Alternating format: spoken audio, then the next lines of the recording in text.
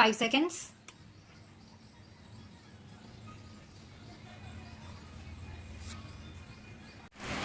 Are we using the existing resources most efficiently? Are the results properly monitored? Are the national, state level and local level goals being achieved in the stipulated time? Are periodic corrective measures taken if found necessary? Does our public health care system place the patients and the people at the center of its concerns? These are the questions I would like our health administrators to constantly ask themselves and find satisfactory answers to them. But these are also the questions that I would like our health care practitioners in the private sector to address. We cannot think of the public health care system and the private health care system to have divergent objectives. The two must supplement and complement each other. This is where I see a unique model for both the public and private health care systems in the hospital project inspired by Her Holiness Amma. What makes this an exemplary model is the missing link of seva or the spirit of service. When all our institutions, including hospitals and primary health centers, begin to work with the spirit of service, India will greatly gain in esteem not only in the eyes of Indians but also in the eyes of the world. We should therefore be grateful to Amma for spreading the message of service. Amma's emphasis on compassionate service is also visible in the other scheme which I have the honor of inaugurating. Today, the keys to the first 5,000 houses for the homeless are being distributed here, and I am sure that Amma will accomplish her target of 25,000 houses within the next 5 years. I am told that all the ashram residents and household devotees of Amma have been actively involved in the construction of these houses for the poor.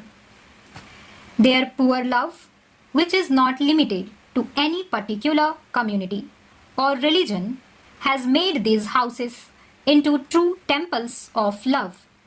The most valuable dividend these projects declare is the inner joy and sense of satisfaction shared by everyone associated with them. Here again, there is a lesson for us in the government and in the private sector. My government has set the goal of facilitating construction of 20 lakh new housing units each year. This, however, is not the responsibility of government agencies alone. If we work with the sense of dedication and determination that volunteers here have shown, I am sure that we will reach the goal.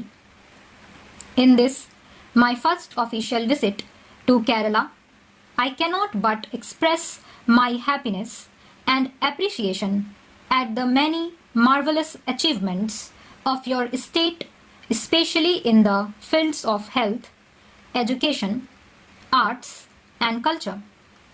The entire country should learn from Kerala's outstanding success in eradicating illiteracy, especially female illiteracy, greatly reducing infant mortality, and improving mother and child health. All this could not have become possible without a long tradition of progressivism and social reform. In the past, the great masters like Adi Sankaracharya and Narayan Guru have shown the seeds of social reformation through spiritual means in this holy land known after Parasurama.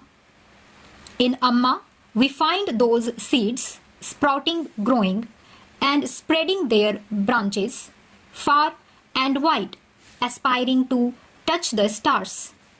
The years to come, I believe, will certainly witness momentous transformation brought about by Amma in the socio-economic scenario of Kerala and perhaps in the whole nation.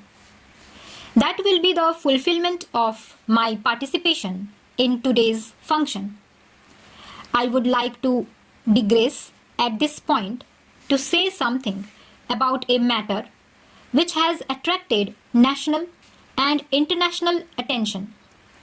It is a digression and yet closely related to the health, well-being and security of the nation.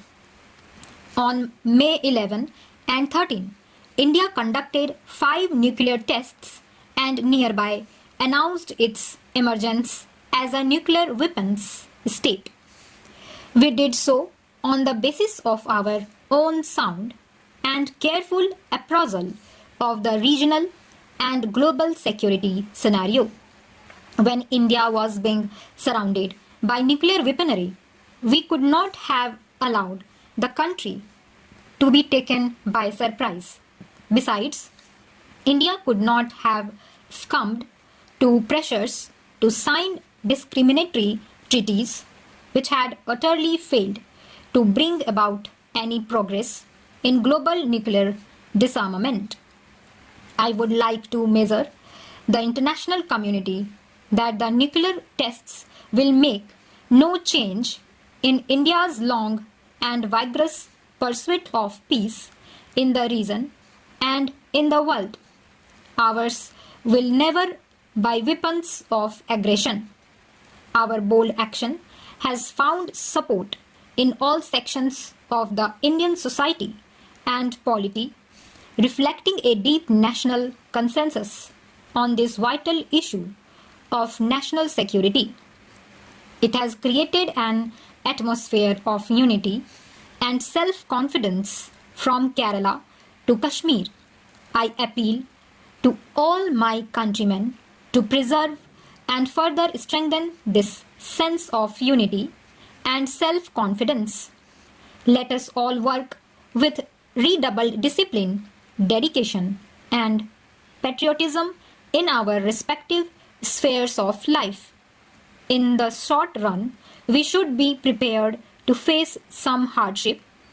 I have no doubt, however, that India would meet the present challenge and emerge as a stronger, more prosperous, and more vibrant nation in the world polity.